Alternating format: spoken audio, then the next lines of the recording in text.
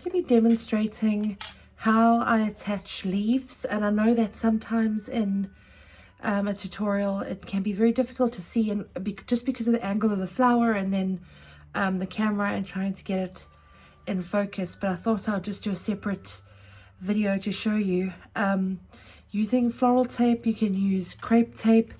It really depends on your preference. I know a lot of people really dislike using floral tape just because of its stickiness. I'm going to grab a piece and fold it in half a few times. Take some scissors and cut it in half, just so that I have some narrower pieces to work with. I'm just going to start. So remember, this is floral tape, but you can use crepe tape as well. I'm going to outstretch it, and then just starting at the very top of the wire. If the flower head was here, for example, I'd be starting a little more straight on, and I'm just going to wrap around a few times.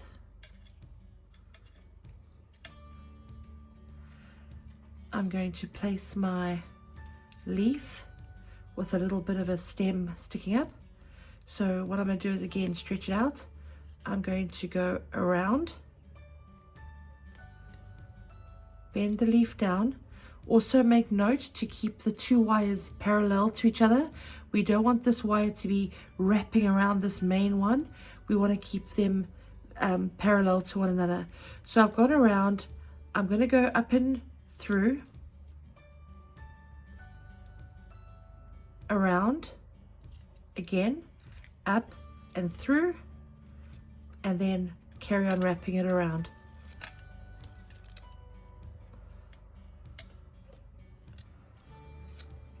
And the reason we've done that is so that it looks like this leaf is coming out of the stem and not, let me show you, if we didn't do that, if I wrap around, so I'm keeping that parallel. If I didn't wrap around and I just did that, you can see when we move out there's a gap right over there. So we want to avoid that. We want it to look like this leaf is literally growing out of that stem. Another thing to make note of is the width of your main stem. So when we add these side leaves, we're obviously adding bulk. So if I know that these leaves are quite closely spaced together, what I'm going to do is just trim that wire off. And don't cut through both wires. I just want to cut that green wire. So I'm going to remove this, so that as I'm winding down, where that wire ends, I'm now going to add this wire. Trim this wire down.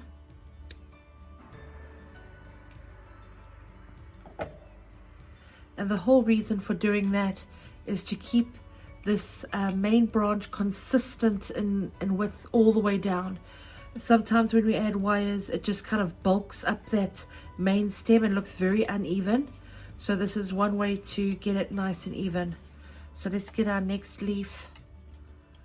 I'm going to bend it back a little bit. Place it on at that point where we've cut that other wire off.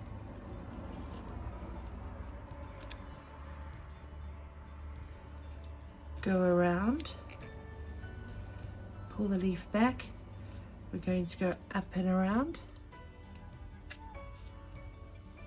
Okay, let's try it again. So basically you're just going to go around, go over the top,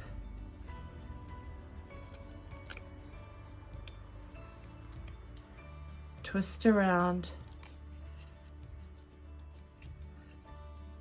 go through again,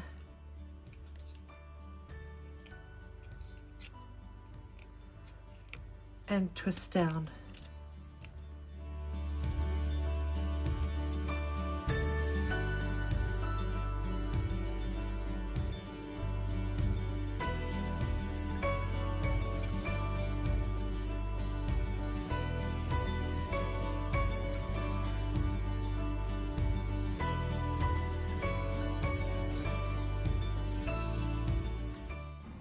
You can see now how that join looks more organic and natural.